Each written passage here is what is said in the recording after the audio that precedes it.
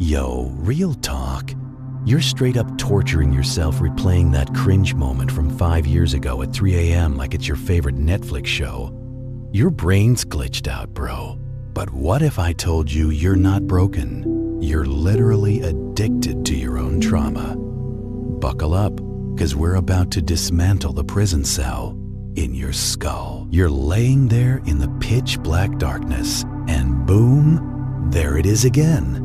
That scene, that convo, that specific moment from like 5 years back when you should have said something, but you just stood there like a deer in headlights. Or that time you actually spoke up, and now you're like, bruh, why'd I even open my mouth? It's playing on loop on your ceiling like some busted movie projector that won't shut off. You're out here trying to catch some Z's. You're trying to think about what's poppin' tomorrow, but nah, your mind's got other plans. It grabs you by the throat and drags you back, forcing you to watch the same screw-up, the same heartbreak, the same straight-up humiliation over and over again. It feels mad involuntary, right? Like a glitch in the Matrix, like some kind of punishment for crimes you didn't even commit. You tell yourself, yo, it's over. It doesn't even matter anymore. But here's the thing. Your body ain't buying what you're selling. Your heart starts racing. Like you just chugged 3 Red Bulls. Your stomach gets all tight and twisted. You feel that shame as if it's happening right now, in this very room, in real time. Why though? Why does the human brain, the most complex, mind-blowing biological machine in the entire known universe, spend like 70% of its energy reconstructing a reality that literally doesn't exist anymore? Why are we out here tormenting ourselves with straight-up ghosts? Most people gonna tell you it's unresolved trauma. They'll be like, just let it go, bro. As if you're holding some heavy-ass duffel bag you could just drop on the sidewalk. They're dead wrong. You're not holding the bag, homie. You're inside the bag. The truth is way darker than that. Your brain isn't trapped in the past because it's broken or defective. It's trapped in the past because it's addicted. You're not a victim of your memories. You're a willing prisoner. And the reason you can't escape is because deep down, way deep down, there's this primal, terrified part of you that straight up prefers the hell you know to the heaven you don't. If you're tired of being a time traveler stuck in your own nightmares, listen up close. We're about to deconstruct this prison cell. We're gonna look at the machinery of your own mind, the chemical hooks, the psychological lies that keep you chained to a version of yourself that's already dead and buried. This ain't about healing, fam. This is about a full-on exorcism of the mind. Let's kick things off with a brutal reality check that's gonna slap you in the face. The brain doesn't give a damn about your happiness. It doesn't care about your peace, your fulfillment, or your best life. The brain cares about one thing, and one thing only: survival. And to a survival machine, the most dangerous thing in the entire world is the unknown. The unknown is where the predators are lurking. The unknown is where the ground might just collapse under your feet. The unknown is where you might legit die. So the brain prioritizes one thing above literally everything else: certainty. And here's the crazy paradox that'll mess you up.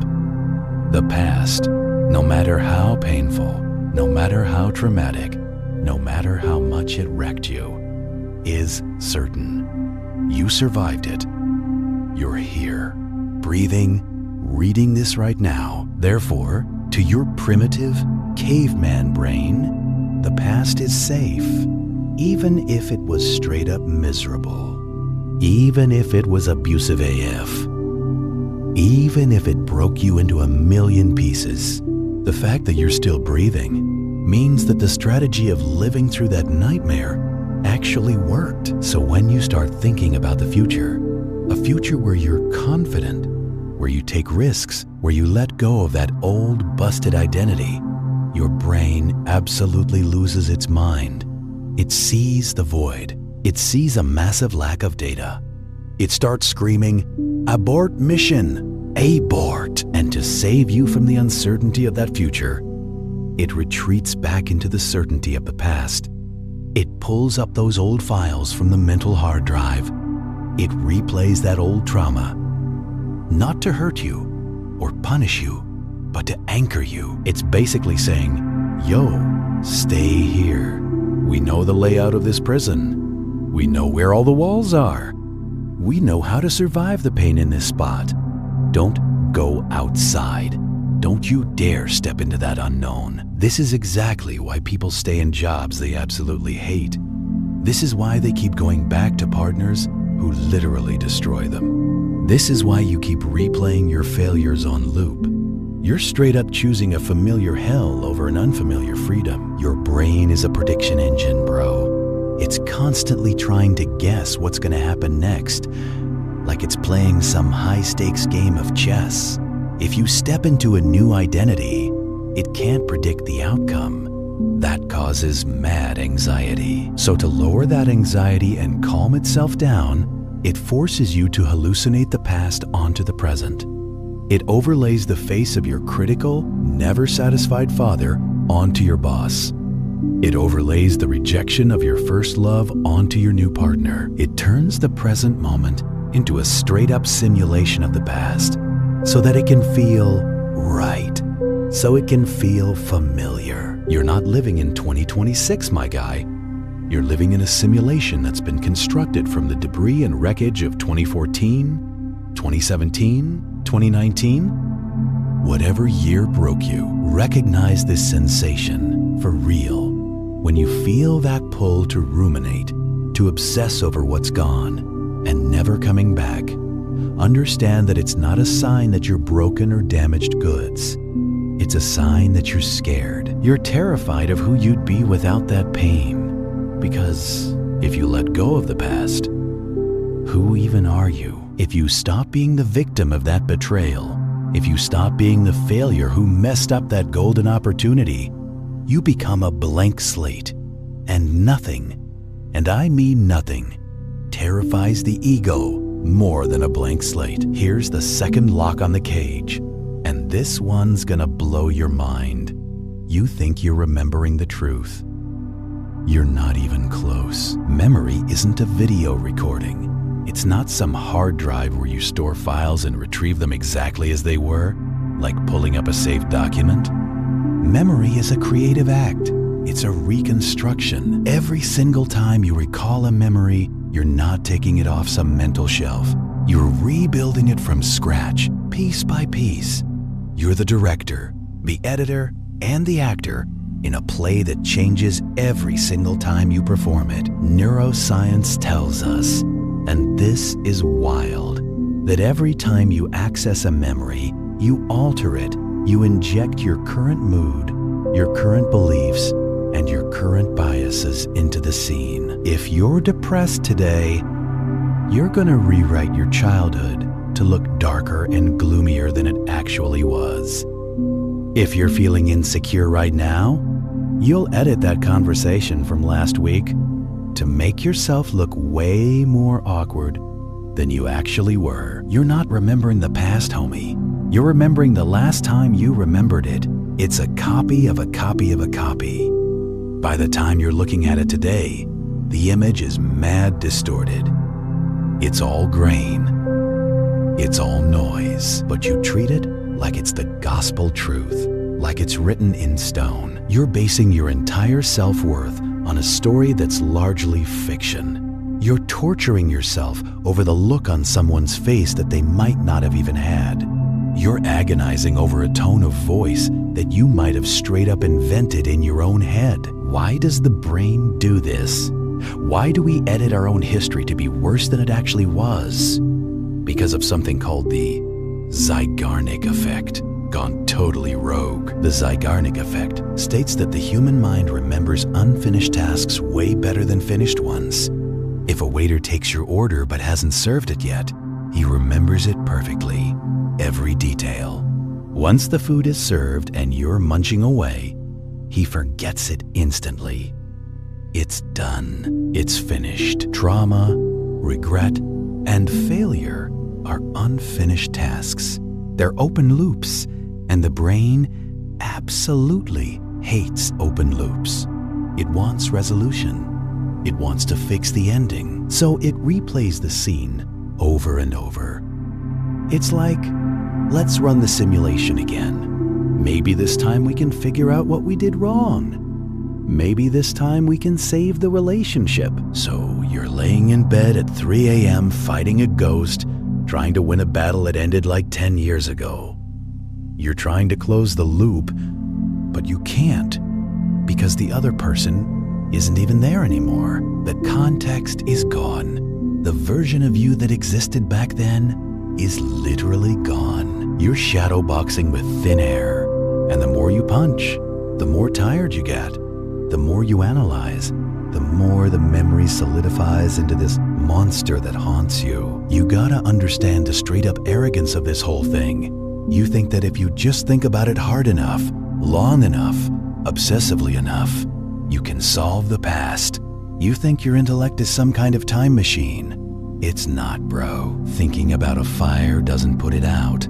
Analyzing the ashes doesn't rebuild the house. But the brain loves the analysis because it feels like action. Rumination is the mind's sneaky way of feeling productive while staying completely paralyzed.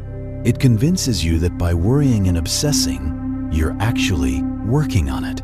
You're not. You're just wearing a groove in the floor of your cell, pacing back and forth, digging the trench deeper and deeper. Now we're gonna go even deeper, beyond the psychology and straight into the biology. This is the part that makes you feel physically sick when you try to change, when you try to move forward. You're not just addicted to the thoughts of the past. You're addicted to the feeling of the past. Every single thought produces a chemical reaction in your brain. If you think a sad thought, your brain releases neuropeptides that make your whole body feel sad.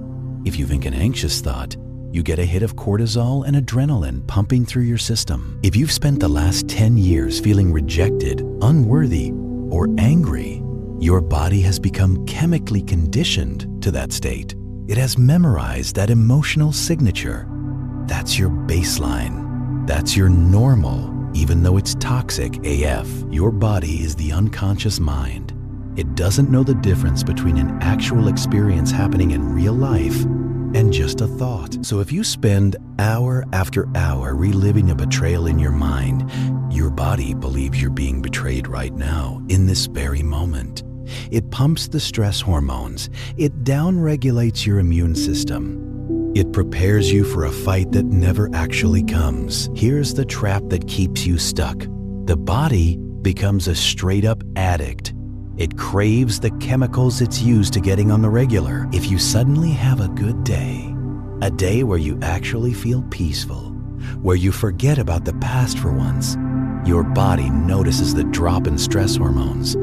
It notices the absence of that familiar pain, and it goes into withdrawal, just like a junkie. It sends a signal to the brain like, yo, something's wrong here. We're too calm. We don't have enough cortisol flowing. We don't feel like us anymore. Fix it ASAP. So what does the brain do? It looks for a reason to feel bad. It scans your entire memory bank for a painful image, a hurtful moment. It brings up that thing your ex said that one time. It reminds you of your biggest failure, your most embarrassing moment. Boom. You feel your chest tighten. You feel your stomach drop like you're on a roller coaster. The chemicals flood back in, and your body literally breathes a sigh of relief. Ah, there it is. Now I feel like myself again. You're returning to misery because misery feels like home, fam. This is why positive thinking fails so hard. This is why just deciding to move on doesn't work for most people. You're fighting a biochemical addiction with a conscious thought. That's like trying to stop a heroin addiction by just deciding not to want it anymore. The body is way stronger than the mind. Until you break the chemical addiction to your own suffering, you're always going to be pulled back. You'll self-sabotage happiness because happiness feels foreign and weird. You'll destroy new relationships because they don't give you that dopamine hit of the toxic ones you're used to. You're a junkie for your own history. There's an economic concept called the Sunk Cost Fallacy. It says that people will continue to invest in a losing endeavor just because they've already invested so much in it. You stay in the bad movie because you already watched an hour of it. You keep fixing the broken car because you already dropped $2,000 on it. We do this exact same thing with our identity. You've spent years, maybe decades, building a story about who you are. I'm the one who was abandoned. I'm the one who always fails. I'm the misunderstood genius. You've invested tears, time, and energy into this narrative. It's a tragic story, yeah, but it's your story. It gives you a sense of definition, a sense of identity. It explains why you are where you are. If you let go of the past, you gotta admit that all that suffering was for nothing. You gotta admit that you wasted years being angry at someone who didn't even care. You gotta admit that the grudge you held didn't punish them. It only poisoned you. That's a painful realization, bro. It's a straight up blow to the ego. The ego would rather be right and miserable than wrong and free. So you cling to the past to validate your pain. You keep the wound open to prove that you were hurt, because if the wound heals, if the scar fades away, then maybe it wasn't that big of a deal. And if it wasn't that big of a deal, why did you let it ruin 10 years of your life? That question is too heavy to bear. So you keep the wound fresh. You pick at the scab. You tell the story again and again to anyone who'll listen, seeking validation for a pain that's ancient history at this point. You're using the past as a shield.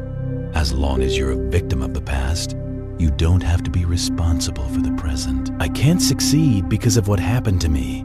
I can't trust because of what they did. I can't be happy because I have trauma. These are true statements, but they're also mad convenient ones. They let you off the hook. They absolve you of the duty to act. They allow you to sit in the passenger seat of your own life and point at the rearview mirror as the reason you're not driving. It's a dark comfort. It's a warm blanket made of straight up lead. It keeps you safe, but it keeps you crushed under the weight. Let's look at the philosophy of time for a sec. Where is the past? Point to it. Can you show it to me? Can you put it in a box? Can you touch it with your hands? Nah, you can't. The past doesn't exist in the physical world. It leaves traces, ruins, scars, written records, photos. But the actual events themselves are gone. They vanished into the void. The only place the past exists is in the electrical firing of your neurons right now. In this moment, you're bringing the dead back to life every single second. You're a necromancer, bro. You're channeling ghosts, summoning spirits. When you refuse to let go, you're violating the fundamental law of the universe. Impermanence. Everything in nature flows. Rivers flow, seasons change, cells die, and get reborn. Nothing stays the same except you. You're trying to be a stone in a rushing river. You're trying to freeze time, to make a moment eternal, and the universe punishes stagnation. That's why it hurts so bad. The pain you feel is the friction of the universe trying to move you forward while you dig your heels into the ground, refusing to budge. The depression, the anxiety, the heaviness, that's the weight of the water piling up against the dam you've built in your own mind. If you just let go, the current would carry you forward. But you're terrified of the current. You think the past defines you. You think you are the sum of your memories. But check this out. If you had amnesia tomorrow, if you woke up with no memory of your name, your history, your trauma, would you still exist? Hell yeah, you would. You'd still be there breathing, feeling, perceiving reality. So you're not your past, homie. You're the consciousness that experienced the past. You're the screen, not the movie playing on it. But you've watched the movie so many times that you think you are the movie. You've merged with the plot.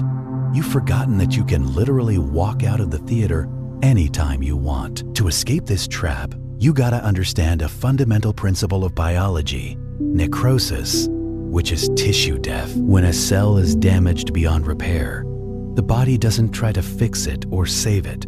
It isolates it. It cuts off the blood supply. It allows the tissue to die so that the rest of the organism can survive and thrive. If the body refuses to let that dead tissue go, it becomes gangrene. It poisons the blood. It kills the host. You're walking around with gangrene of the soul, fam. You're trying to heal a version of yourself that's already dead. You're trying to resuscitate the relationship that ended 3 years ago. You're trying to fix the reputation you lost back in high school. You're pumping energy and life into a corpse. The first step of the cure is the most violent and brutal. You gotta perform the amputation. You have to look at that past version of yourself. The one who was naive, the one who was weak, the one who made the mistake.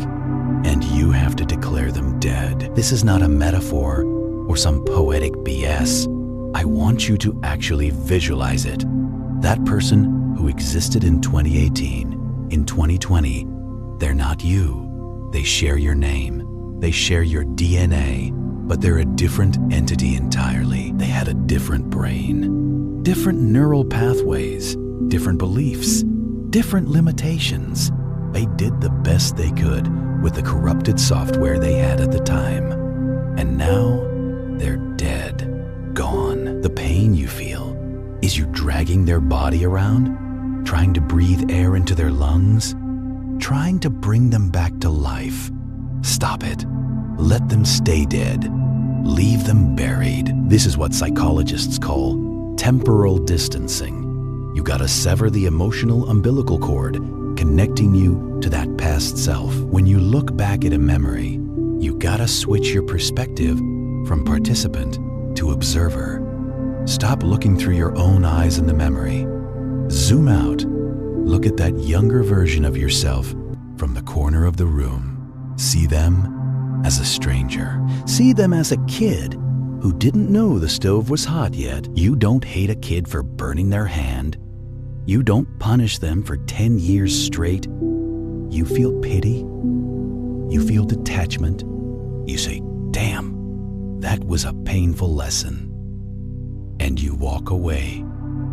You move on. You gotta hold a funeral for who you used to be. Grieve them. Cry for them if you need to.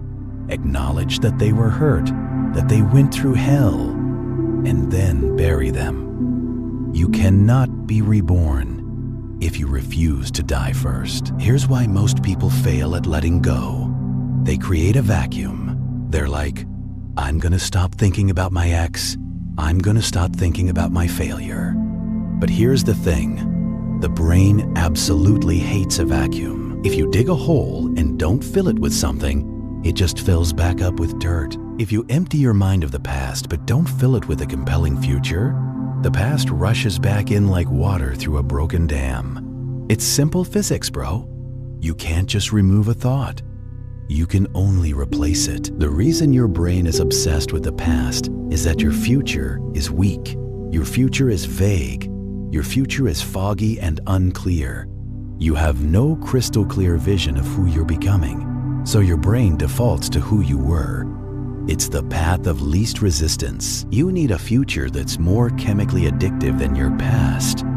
You need a vision of yourself that's so demanding, so exciting, or even so terrifying that your brain has to focus on it just to survive. Look at high-level athletes. Look at special forces operators. Look at obsessional artists who are consumed by their craft.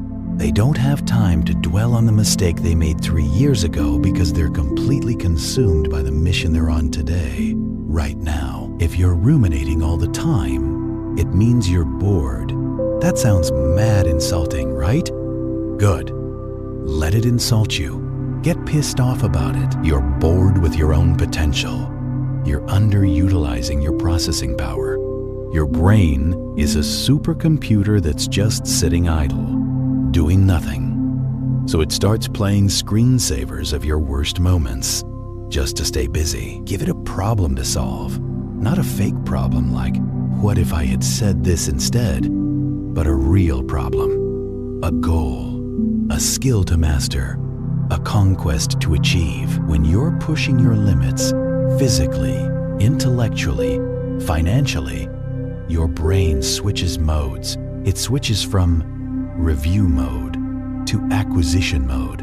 It stops looking backward because it needs all its RAM, all its processing power to handle the present danger and the future reward. You don't let go of the past by trying to let go. You outgrow it. You build a life so large, so expansive, that the past becomes a tiny room in a giant mansion. You don't visit that room anymore, not because you locked the door or barricaded it shut, but because there's nothing in there that interests you anymore. Now we're entering the realm of the philosophical outlier, the stuff that separates the masters from the victims. Friedrich Nietzsche, the philosopher who stared deepest into the abyss and didn't blink, gave us the ultimate weapon against regret. Amor Fati. Love of fate, not tolerance of fate, not acceptance of fate. Love. This is a savage concept that'll change everything if you truly get it. It means you don't just accept the trauma, the heartbreak, the failure. You will it. You want it to have happened exactly as it did. You're glad it happened. Why would anyone do that? Because of the butterfly effect of the soul, my guy. Everything is connected. Your character, your resilience, your dark humor, your ability to see through people's BS, your capacity to endure pain. All of it was forged in the fires of your past. If you could go back in time and erase that one painful memory, you think you'd just be you, but happier. Wrong. Dead wrong. You'd be someone else entirely. You'd be weaker. You'd be naive. You'd be less complex, less interesting. You wouldn't be the person watching this video right now, absorbing these words. You'd be one of the sheep grazing in the field, completely unaware of the wolves lurking in the shadows. The pain woke you up. The betrayal made you sharp. The failure made you humble. To wish away your past is to wish for your own suicide. It's to say, I wish I didn't exist as I am. The outlier mindset is to look at the wreckage of your life and say, good, I needed that. I needed to be broken so I could rebuild myself stronger. I needed to be isolated so I could learn to be alone. I needed to lose everything so I could realize I don't need anything. This isn't cope. This isn't some feel-good BS. This is alchemy, bro. You take the lead weight of your regret and you transmute it into the gold of your character. You stop seeing yourself as a victim of a tragedy and start seeing yourself as the hero of an origin story. Every Batman needs a fallen family. Every Count of Monte Cristo needs a prison cell. Your past isn't a mistake. It's your training arc. It's your origin story. When you adopt Amor Fati, when you truly embrace it, the loop breaks. Why? Because the brain only replays things it thinks are wrong. It replays them to fix them, to solve them. But if you decide that the past was right, that it was necessary, that it was the price of admission for the wisdom you have now, the brain stops trying to fix it. It marks the file as resolved. It's like, oh, we didn't lose. We learned. Okay, moving on. And the silence returns. Philosophy is the map. Psychology is the compass. But you still gotta walk the path yourself.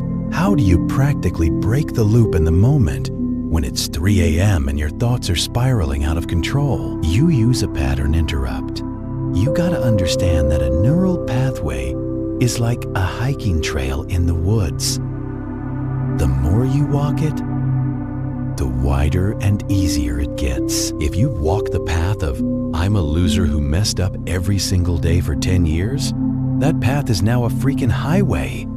It's easy, it's automatic. To change, you gotta force your brain off that highway and into the thick jungle where there's no path yet. It's difficult. It's exhausting. Your brain will scream, let's go back to the highway. It's easier. It's familiar. You gotta be ruthless with yourself. Technique 1, the 5-second blade. When the thought comes, you've got 5 seconds before it takes root in your mind. As soon as you feel the slide into that memory starting, you physically move your body. Stand up, drop and do a push-up, splash cold water on your face. Speak out loud. Say, not this, not today. You gotta interrupt the physical state. You cannot think your way out of a feeling. You gotta move your way out. Shake the Etch-a-Sketch. Technique 2, the narrative rewrite. Every single time the memory comes up, you're forbidden from telling it the old way. You cannot tell the story of how I was hurt anymore. You must tell the story of what I learned.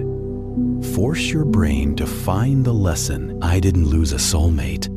I learned that I was codependent and needed to work on myself.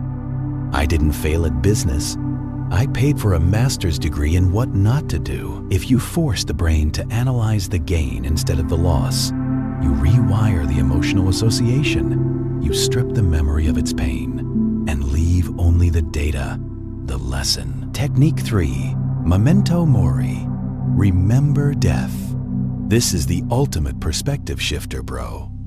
You're gonna die. Everyone you know is gonna die. That person you're embarrassed in front of, they'll be a skeleton soon. That mistake you made, it'll be forgotten in the heat death of the universe. Your time is vanishing, slipping away every single second.